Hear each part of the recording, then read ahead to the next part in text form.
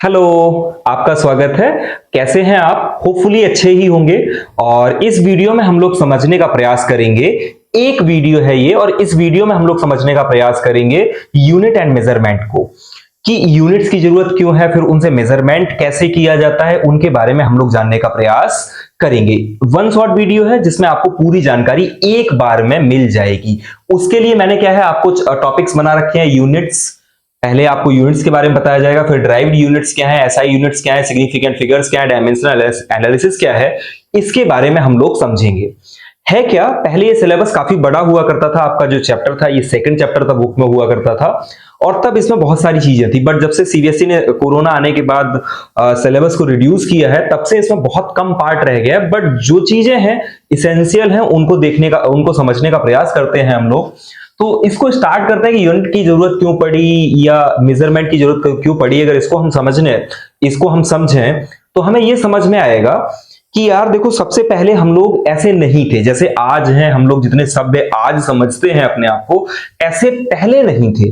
Like कि जब हम जंगलों में रहते होंगे, जैसे आज भी आदिवासी लोग जंगलों में रहते हैं, तो उनके पास जो फंडामेंटल चीजें हैं वो भी नहीं ढंग से पहुंच पाती हैं। लाइट्स आज नहीं उनके पास, आज भी स्कूल्स नहीं है, सारी चीजें आज भी नहीं है। तो हुआ क्या होगा कि बहुत सारी जगह पूरी ह्यूमन आपका डेवलपमेंट हो रहा होगा, तो उसमें धीरे धीरे चीजें बनी होंगी। हम लोग एक दूसरे के काम आए होंगे, और उस काम आने में कभी कभी होता ना, कोई काम चोरी करेगा तो वो कम वर्क करेगा, और एक होगा वो ज्यादा वर्क करेगा।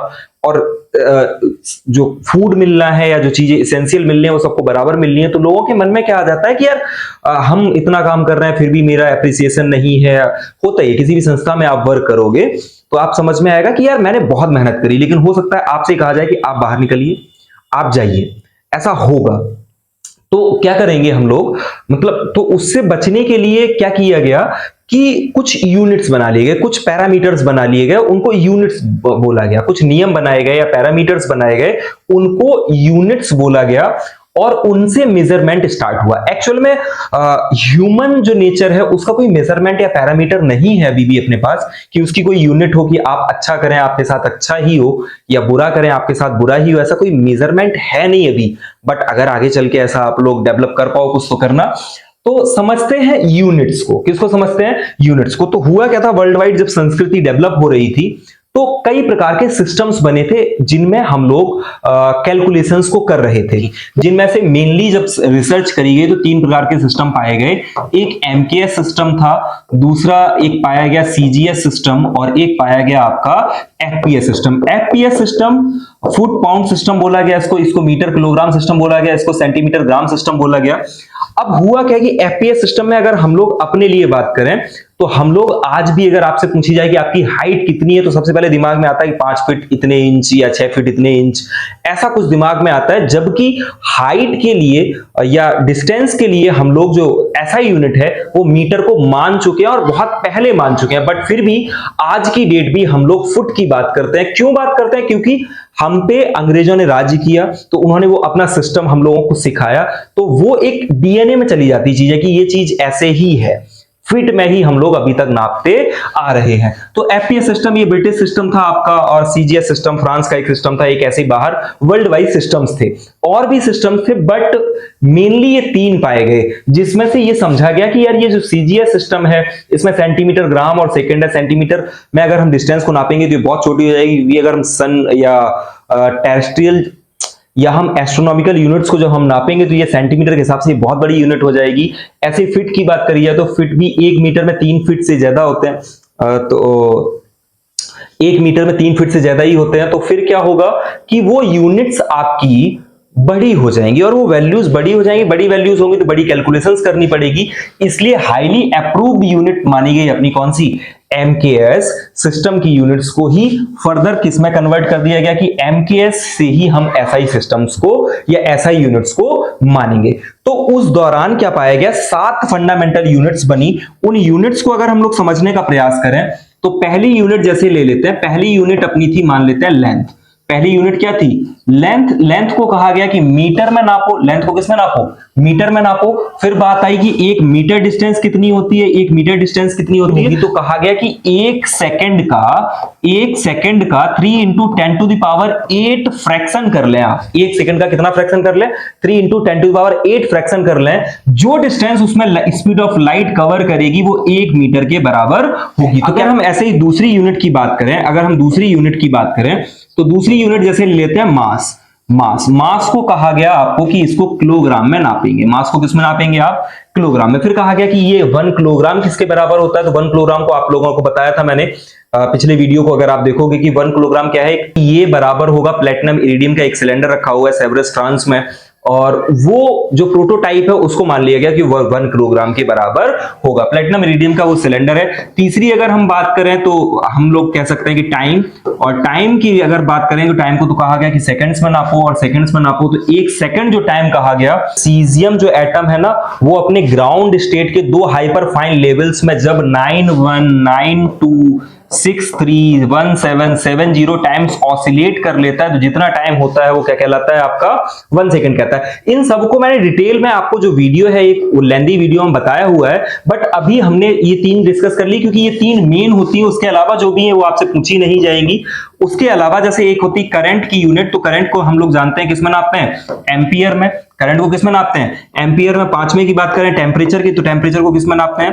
टेम्परेचर को हम लोग नापते हैं केल्विन में। हालांकि अपने दिमाग में आज भी अगर आपसे पूछा जाए कि ये बताओ कितना टेम्परेचर, तो दिमाग में आता है 30 डिग्री सेल्सियस, 45 डिग्री सेल्सियस या 40 डिग्री सेल्सियस गर्मियों और सर्दियों के हिसाब से जैसे हम लोग देख रहे हैं, तो हमें वो समझ में आता है कि यार कितना टेम्परेचर होगा, है कि नहीं? हम लोग डिग्री सेल्सियस में नापते हैं। क्यों नापते हैं? क्योंकि ये वर्ल्ड वाइड ऐसा ही चला आ रहा था, आज भी चला आ रहा है। क्यों? क्योंकि केल्विन जो यूनिट है वो बड़ी यूनिट है, और केल्विन में क्या है आपको कि 273.15 ऐड करने होते हैं सेल्सियस में, तो सेल्सियस भी सेम यूनिट ही बता देता है उस चीज को। इसको भी समझने के लिए ट्रिपल पॉइंट ऑफ वाटर से हम लोग इसको समझते हैं। 6 की बात करी जाए तो अमाउंट ऑफ सब्सटेंस की बात होगी। अब अमाउंट ऑफ सब्सटेंस अगर देखा जाए तो अमाउंट ऑफ सब्सटेंस मोल में नापा जाता है। अमाउंट ऑफ सब्सटेंस के लिए यूनिट क्या है? मोल। और एक मोल को क्या कहा जाता है? एक मोल के लिए मैं सिंपल सी आपको डेफिनेशन बता चुका हूं कि जो भी सब्सटेंस है उसका एटॉमिक मास, जैसे ऑक्सीजन है उसका एटॉमिक मास लीजिए और उसको ग्राम में ले लीजिए। अगर वो जैसे एटॉमिक मास ऑक्सीजन का 16 है तो 16 ग्राम ऑक्सीजन किसके बराबर? 1 मोल के बराबर। कार्बन की बात करिए तो कार्बन का मास कितना, एटॉमिक मास कितना? 12 ग्राम। तो 12 ग्राम कार्बन ले लिया, वो किसके बराबर होगा? 1 मोल के बराबर होगा। और 1 मोल में आपके एवोगाड्रो नंबर की बात करी जाए तो 6.0224 इंटू 10 टू द पावर 23 इतने पार्टिकल्स पाए जाते हैं। तो 1 मोल अगर किसी भी चीज का आपने ले लिया है तो उसमें कितने पार्टिकल्स पाए जाएंगे? 6.0224 इंटू 10 टू द पावर 23। ऐसे ही 7वीं आपकी है ल्यूमिनस इंटेंसिटी, और ल्यूमिनस इंटेंसिटी के लिए जो क्या कहते हैं यूनिट है वो होती है कैंडला। ल्यूमिनस इंटेंसिटी के लिए जो यूनिट होती है वो होती है कैंडला इंटेंसिटी।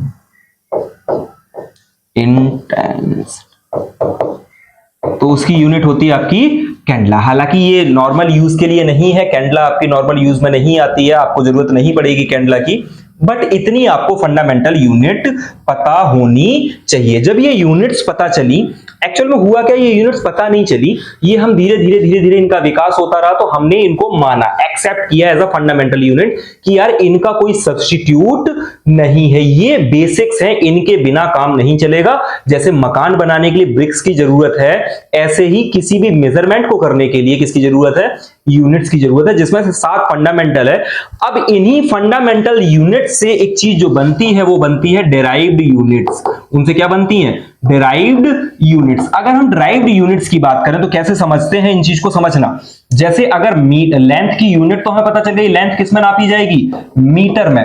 बट अगर कहीं एरिया लिखा है, क्या लिखा है? एरिया, तो वो हमें पता है वो क्या होगा? Metre square, side into side. अगर कहीं वॉल्यूम लिखा है तो क्या करेंगे हम लोग? वॉल्यूम एक जैसे फिजिकल क्वांटिटी है उसके लिए क्या होता है? Metre cube. फर्दर अगर यही मान लेते हैं, ये ना लिखा होता कहीं आपका मान लेते हैं वेलोसिटी। क्या लिखा है आपको?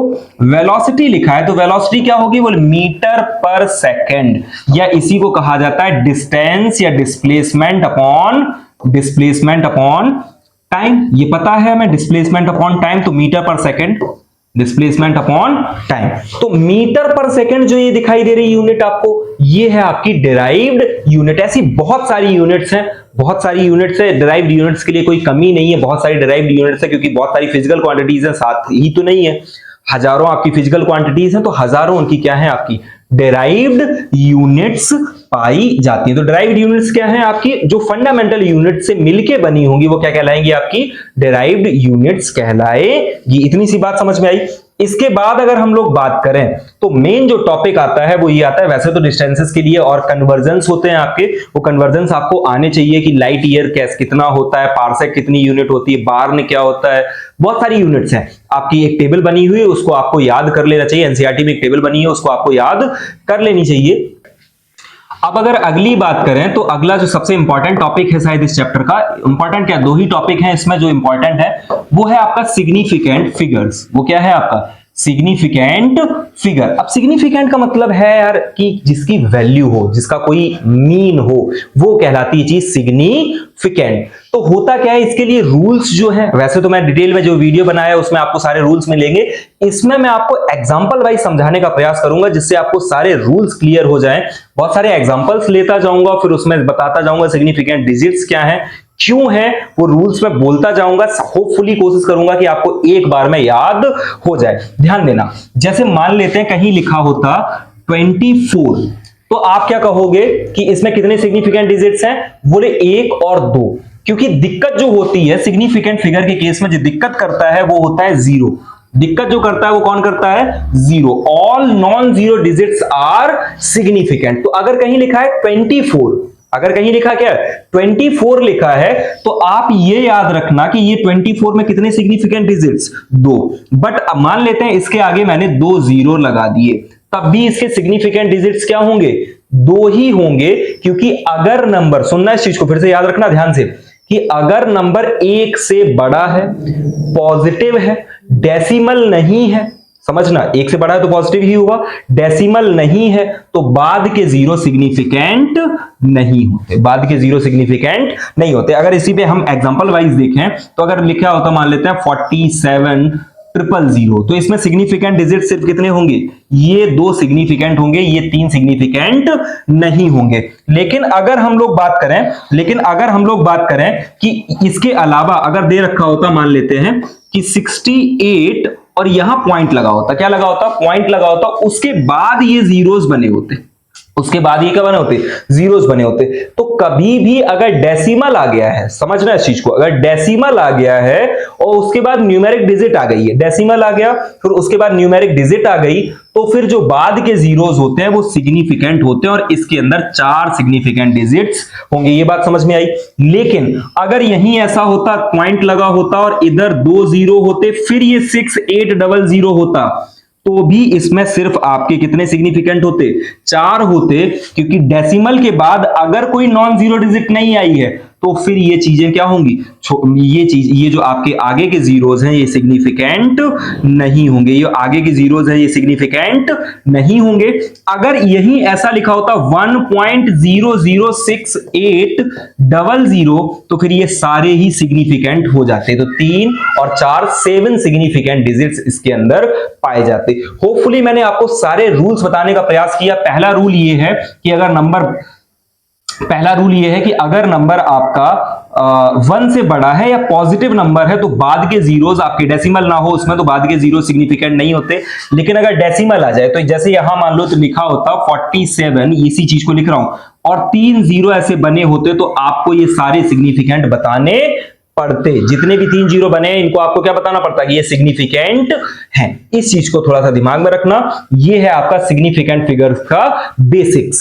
बट इसके अलावा भी बात होती है सिग्निफिकेंट फिगर में। क्या बात होती है कि अगर हम इनको, जैसे कहीं पाया जा रहा है, एक ए पार्ट अगर हम ले लें कि कहीं पाया जा रहा है, मान लेते हैं addition and subtraction, addition and subtraction की बातें हो रही हैं, तो एडिशन एंड सब्सट्रैक्शन के केस में होता क्या है, इस चीज को दिमाग में रखना। जैसे मान लेते हैं, एक एग्जांपल वाइज ही इसको भी समझते हैं तब ज्यादा क्लियर होगा। जैसे मान लेते हैं लिखा है कहीं, जैसे मान लेते हैं लिखा है 2.1, कहीं पे लिखा है 3.14 और कहीं लिखा है 12.257, ऐसे लिखा हुआ है मान लो।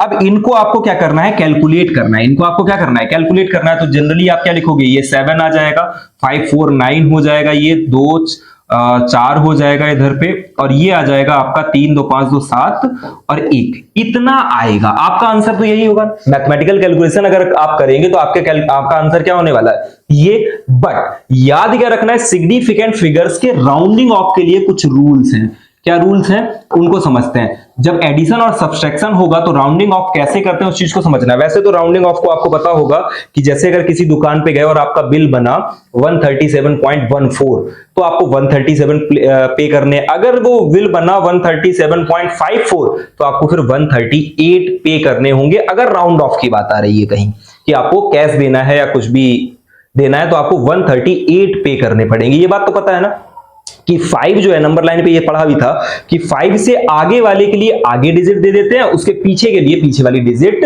मान लेते हैं कि वो सही है। अब इधर आप गौर करना कि इस वाले अंक में, इस वाले नंबर में है क्या कि 2.1 है। तो जब भी कभी एडिशन और सब्सट्रैक्शन कर रहे होंगे, तो दिमाग ये लगाएंगे या याद ये रखना है कि जो भी लीस्ट डेसिमल जहां होगा, लीस्ट डेसिमल के बाद जो पॉइंट होगा आपको पहला काम करना है कि लीस्ट डेसिमल तक लेके जाना है। जैसे यहां पे 1 है तो आपको यहां एक डिजिट रखनी है। यहां पे क्या डिजिट रखनी है, 1। तो इसका फाइनल आंसर क्या होगा, गौर करना। 17 पॉइंट आगे सिर्फ एक डिजिट रखनी है, तो हमें क्या हटाना पड़ेगा, 97 50 से तो बड़ा होगा ना, 5 से बड़ा होगा। तो 97 अगर बड़ा है तो हम इसको आगे वाले को बढ़ा देंगे और इसका फाइनल आंसर आपका हो जाएगा 17.5। इसका फाइनल आंसर क्या हो जाएगा, 17.5। इतनी सी बात समझ में आई कि हमें लीस्ट के हिसाब से चलना है। किस केस में, जब एडिशन और सब्सट्रैक्शन हो रहा होगा तो हमें लीस्ट के हिसाब से चलना है। फिर फर्दर अगर मल्टीप्लीकेशन है, बी पार्ट की अगर हम बात करें, मान लेते हैं कहीं मल्टीप्लीकेशन एंड डिवीजन है, मल्टीप्लीकेशन एंड डिवीजन है, तो इस केस में क्या याद रखना है उस चीज को समझना है। जैसे मान लेते हैं कहीं लिखा होता 22.5 इंटू लिखा होता 175 और ऐसे 1.75 ऐसा कुछ लिखा होता मान लेते हैं।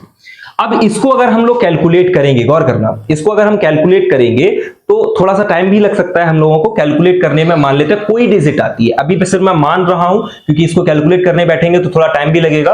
तो समझना, अगर हम लेट कर लें कि ये मान लेते हैं वैल्यू आई इतनी 10625, ऐसे मान लेते हैं, लेट किया कि ये वैल्यू मान लेते हैं आई। अब हम क्या करेंगे, 1 2 3 पॉइंट बाद क्या लगा देंगे, इसमें डेसिमल लगा देंगे। 3 पॉइंट बाद क्या लगा देंगे, डेसिमल लगा दिया, तो ये बना 10.625। मान लेते हैं इसका आंसर आया इतना।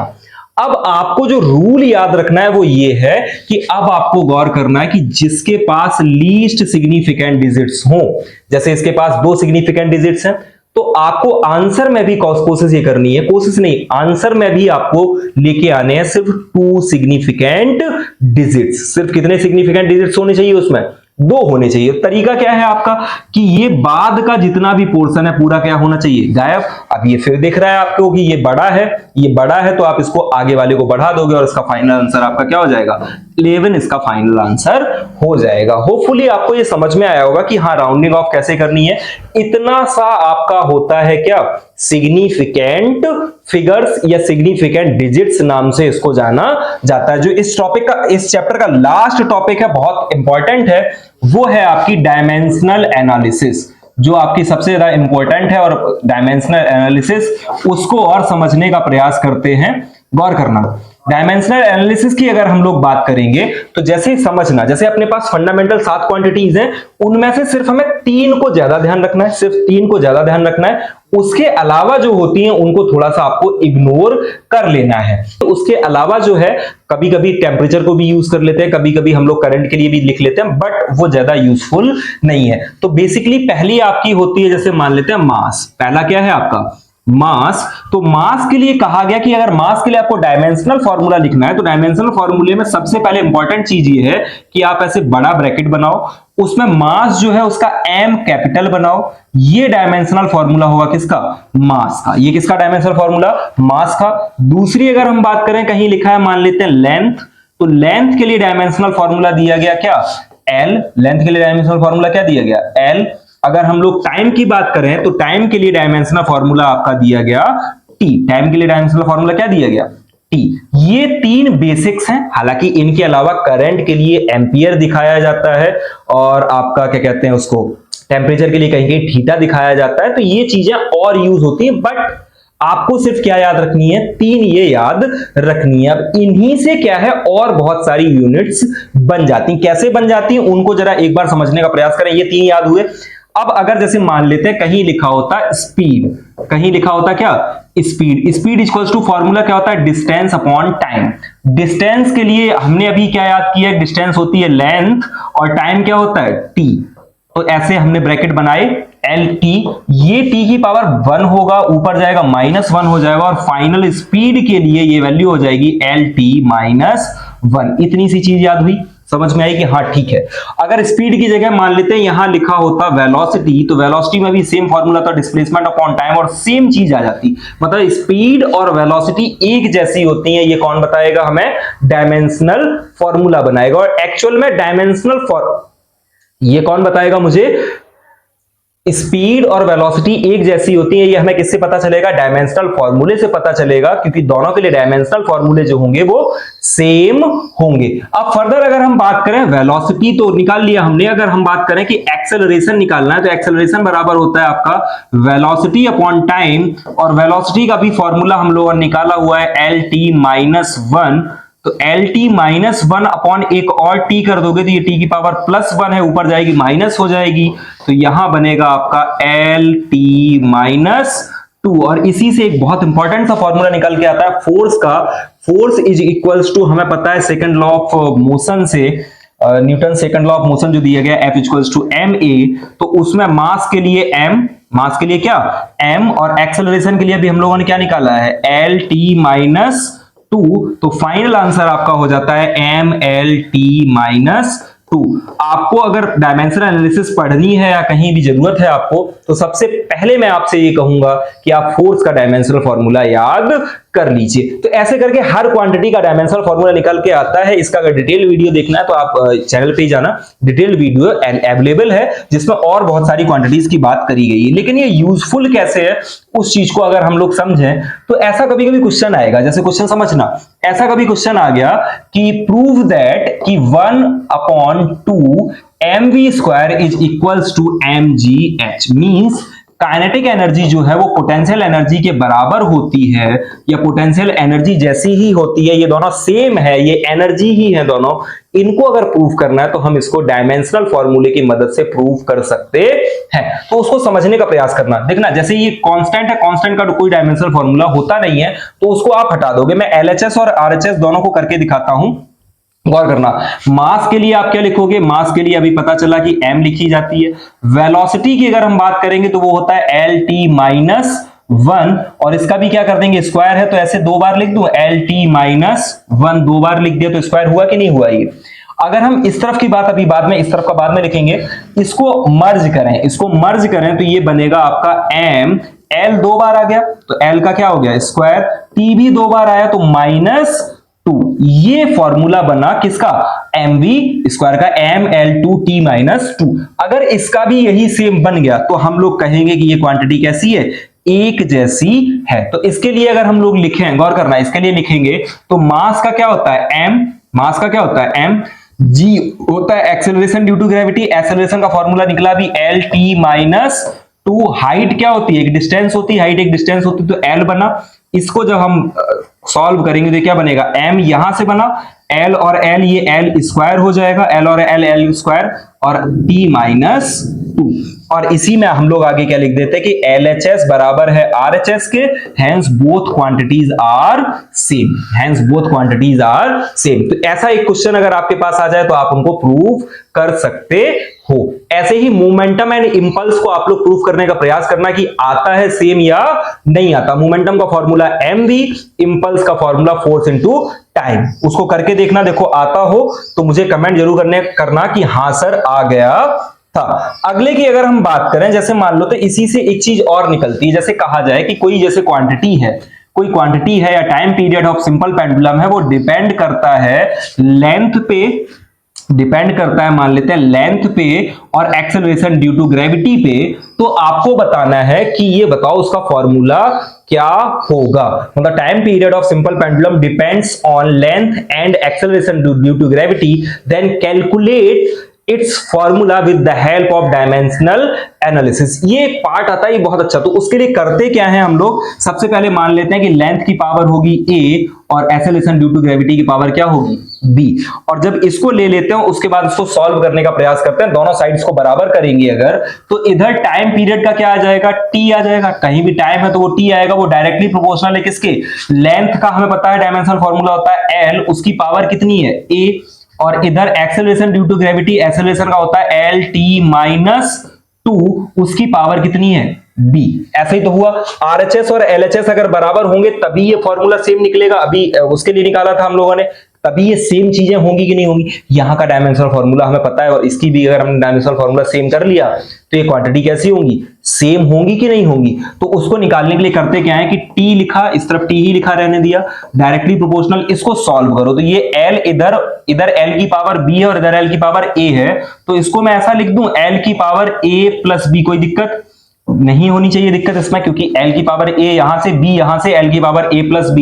और फिर फर्दर अगर हम इधर से t को लिखें, अब किसको लिखें, l तो लिख ही चुके, अगर हम t को लिखें तो t की पावर हो जाएगी -2b। अब LHS और RHS को बराबर कर लेते हैं, LHS और RHS को क्या कर लेते हैं, बराबर कर लेते हैं, तभी ये फॉर्मूला सेटिस्फाइड होगा। तो क्या है, प्रोपोर्शनलिटी साइन लगा रहने दो, अभी कुछ नहीं, बाद में इसको हटाना आपको बताऊंगा कि कैसे हटाते हैं। कुछ बुक्स में इस प्रोपोर्शनलिटी को पहले हटा देते हैं वो लोग, पर मैं आपको बता रहा हूं कि आप इसको बाद में भी हटा देना तो भी कोई दिक्कत नहीं है। अब देखना L इस तरफ है क्या, कोई इस तरफ कोई L नहीं है, तो हम लोग कह सकते हैं कि a प्लस b इधर अगर होगा भी तो L की पावर 0 हो सकता है। L की पावर कितना हो सकता है, 0। तो a plus b equals to क्या है, 0 है। तो एक फॉर्मूला बना, एक आपके पास इक्वेशन आई, a plus b equals to क्या, 0। एक तो ये आ गई। दूसरी अगर हम बात करें तो ये -2b, एक दूसरी अगर हम बात करेंगे तो वो बनेगा -2b इज इक्वल्स टू 1। यहां पे पावर 1 होगी कि नहीं होगी। अगर इसी से आप निकालोगे तो b इज इक्वल्स टू आ जाएगा -1/2। क्या आ जाएगा, -1/2, और -1/2 इसमें रखोगे तो a -1/2 इज इक्वल्स टू 0 है अगर, तो a इज इक्वल्स टू आ जाएगा प्लस का 1/2। तो a की वैल्यू निकल आई, b की वैल्यू निकल आई, ये दोनों वैल्यूज निकल आई ना। तो अब इनको हम अगर इसमें पुट करें, गौर करना, अगर हम इसमें पुट करें तो ये क्या बनेगा कि t डायरेक्टली प्रोपोर्शनल l की पावर 1/2 और g की पावर -1/2। किसी की भी पावर माइनस होती तो उसको नीचे लिखा जा सकता है, तो इसी को लिख सकते हैं t directly proportional l upon g, और पावर 1/2 है दोनों जगह, तो क्या लगा दें, अंडर रूट लगा दें, दोनों में क्या लगा दें, अंडर रूट। और ये जो प्रोपोर्शनलिटी साइन हटाते हैं तो एक कांस्टेंट आता है, जो time period of simple pendulum के केस में वो कांस्टेंट होता है 2π। वहां से फॉर्मूला बन जाता है आपका t equals to under root, t equals to 2π under root l upon g। ऐसे करके आपका डायमेंशनल एनालिसिस यूजफुल है। इसी में एक दो क्वेश्चंस और हैं। क्वेश्चंस क्या है, कभी कभी ऐसा पूछ लिया जाता है आपसे कि डायमेंशनल एनालिसिस कहां कहां एप्लीकेबल नहीं है। तो देखो, डायमेंशनल एनालिसिस का एक ड्रॉबैक तो ये दिखाई दिया कि इससे हमें कांस्टेंट के बारे में जानकारी नहीं मिलती है। दूसरा, कॉस थीटा साइन थीटा वगैरह होंगे तो थीटास के लिए ये वैलिड नहीं है। लॉगरिथमिक फंक्शन है, एक्सपोनेंशियल फंक्शन है, उसके लिए भी ये वैलिड नहीं है ना। और बहुत सारी फिजिकल क्वांटिटीज हैं जो कॉम्प्लेक्स हैं, उनके लिए भी ये निकालना थोड़ा सा क्या हो जाता है, मुश्किल हो जाता है। मोल के बारे में कोई बात नहीं करी गई, कैंडला के बारे में कोई बात नहीं करी गई, तो ये इसके कुछ क्या हैं, ड्रॉबैक्स हैं। तो इस चैप्टर में इतना ही था। अगर आपने ये पूरा एक बार थॉरली पढ़ लिया तो इससे आपका कुछ भी बाहर नहीं जाने वाला है। इससे रिलेटेड न्यूमेरिकल्स आपके पुराने जो मेरे और वीडियोस पढ़े हैं उनमें इनसे रिलेटेड न्यूमेरिकल्स बहुत सारे हैं। आप उन न्यूमेरिकल्स की प्रैक्टिस करिए। और ये वन शॉट वीडियो आपके लिए क्या है कि इससे आप हर चीज को क्लियरली समझ सकते हैं। इसमें जो ना समझ में आया हो कमेंट करिए, मेहनत करते रहिए, पढ़ते रहिए, जहां ना समझ में आया वहां मुझे बताइए, ठीक है ना। और चैनल को हो पाए तो सब्सक्राइब करिए, शेयर करिए और मेहनत करते रहिए। जहां भी ना समझ में आए पूछिए जरूर। Thank you.